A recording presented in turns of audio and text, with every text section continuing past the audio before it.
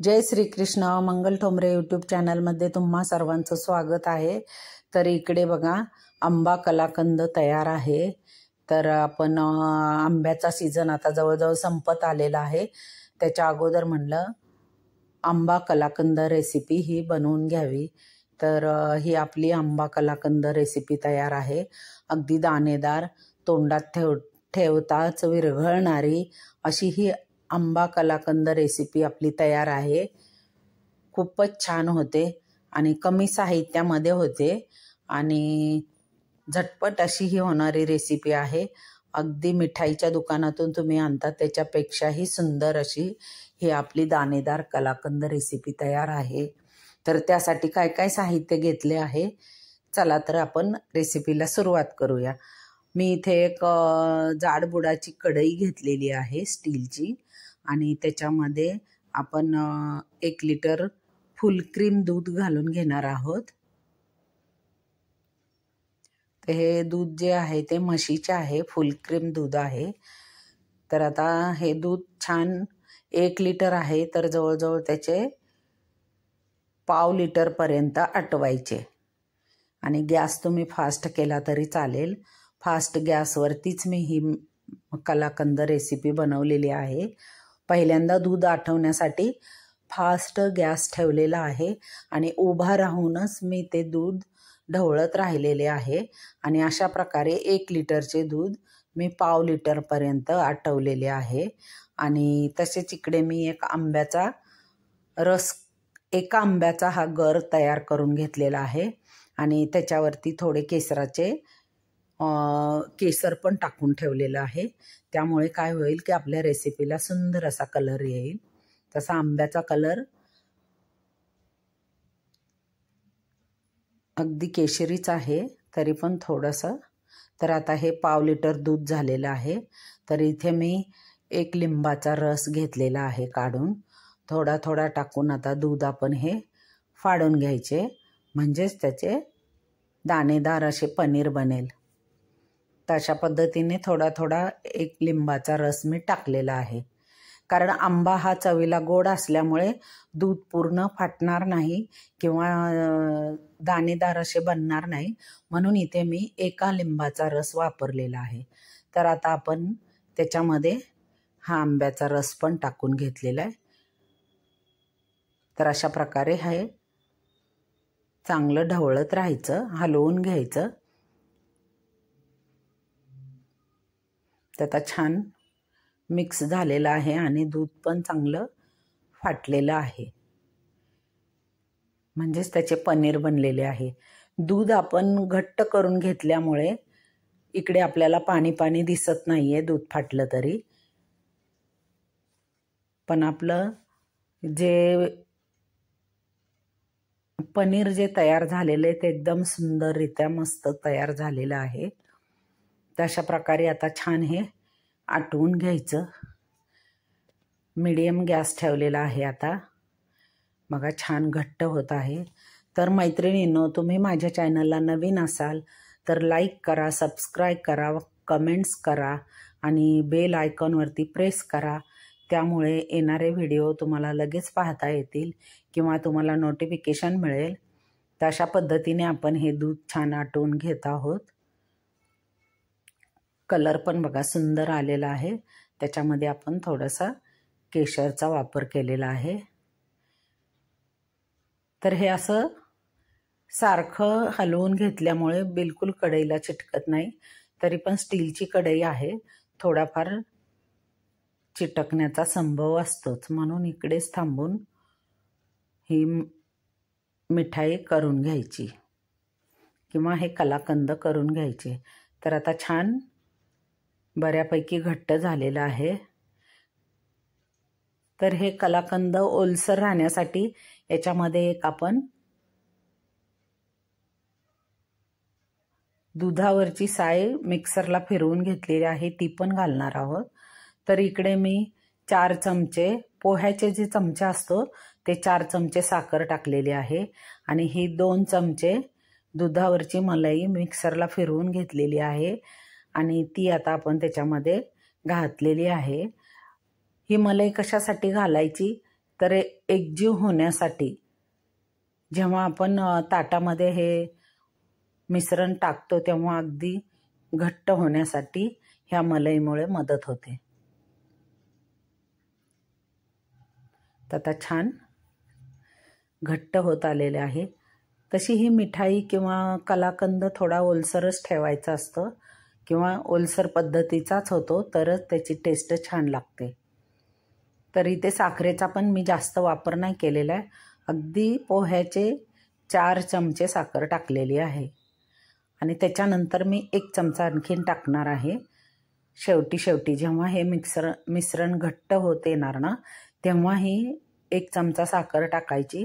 त्यामुळे काय होतं की आपलं जी मिठाई बनणार आहे किंवा कलाकंद बनणार आहे तो अगदी ओलसरपणा टिकून राहतो त्याच्यामुळे.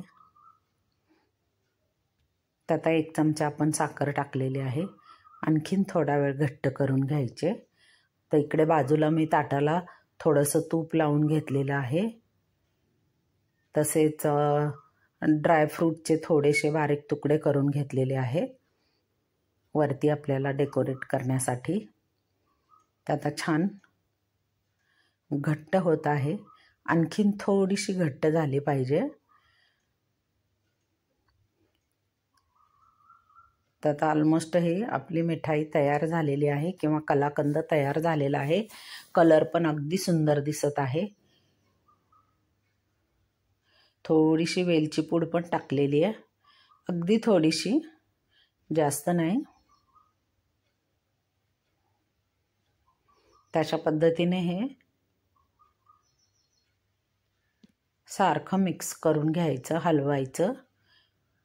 तर आता अगदी बरोबर आता ही स्टेप झालेली आहे. तर आता या स्टेपला आपण गॅस बंद करून घेऊया. सुंदर कलर आलेला आहे.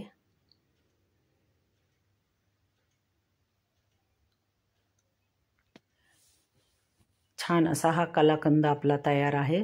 अगदी कमी वेळामध्ये आणि महत्त्वाचे 3च साहित्य, दूध, साखर आणि आंबा.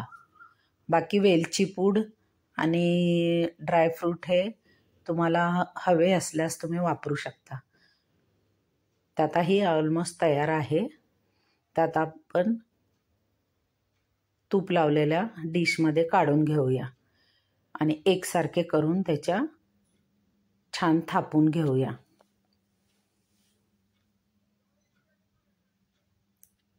अगदी बरोबर झालेलं आहे. तर आता डिशमध्ये आपण काढून घेऊया. या डिशला अगोदरच तूप लावून ठेवलेलं आहे. सुंदर कलर आलेला आहे.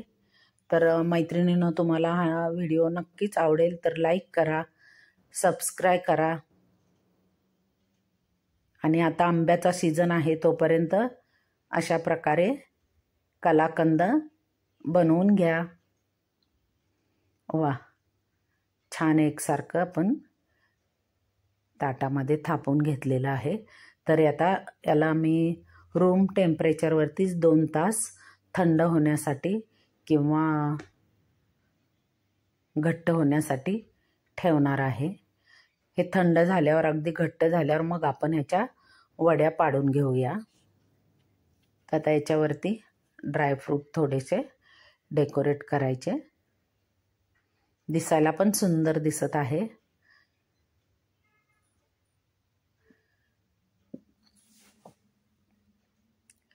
तसंच याच्यावरती आपण थोडे केशर टाकून पण डेकोरेट करणार आहोत. त्यामुळे दिसायला पण सुंदर दिसतील. त्याच्यात थोडंसं केशर आपण टाकलेलं आहे. तर आता आपण हे सेट करायला ठेवूया. रूम टेम्परेचरवरतीच याला सेट करून घ्यायचं. 2 तासानंतर आपण ह्याच्या वड्या पाडून घेऊया. तर सुंदर कलर आलेला आहे. वा,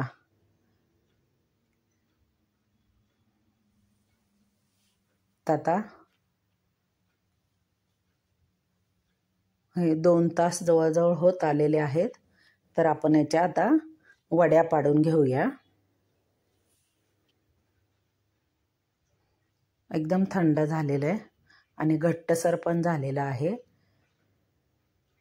तशी ही मिठाई ओलसरच असते कलाकंद. याच्यामध्ये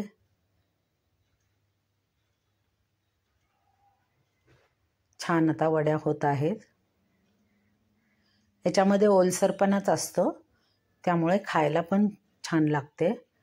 अगदी तोंडात ठेवली की विरघळते. तर बघा कशी सुंदर अशी दाणेदार झालेली आहे. तर आपण एका ट्रेमध्ये काढून घेऊया.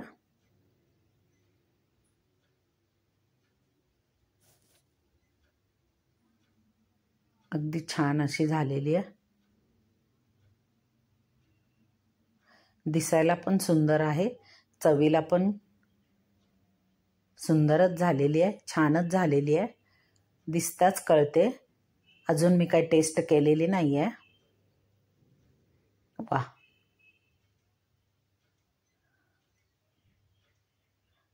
एकावर एक ठेवल्या तरी पण चिटकत नाही आहे. अगदी व्यवस्थित झालेलं आहे. जास्त सुकी पण नाही आणि ओली पण नाही. अशी छान अशी ही कलाकंद मिठाई आपली तयार आहे. तर नक्कीच तुम्ही करून बघा आणि या व्हिडिओला लाईक करा, सबस्क्राईब करा आणि तुमच्या कमेंट्स पण द्या. अगदी दाणेदार अशी झालेली आहे. तुम्हाला मोडून पण दाखवते मी वडी. वाह, हे बघा अगदी सुंदर अशी झालेली आहे.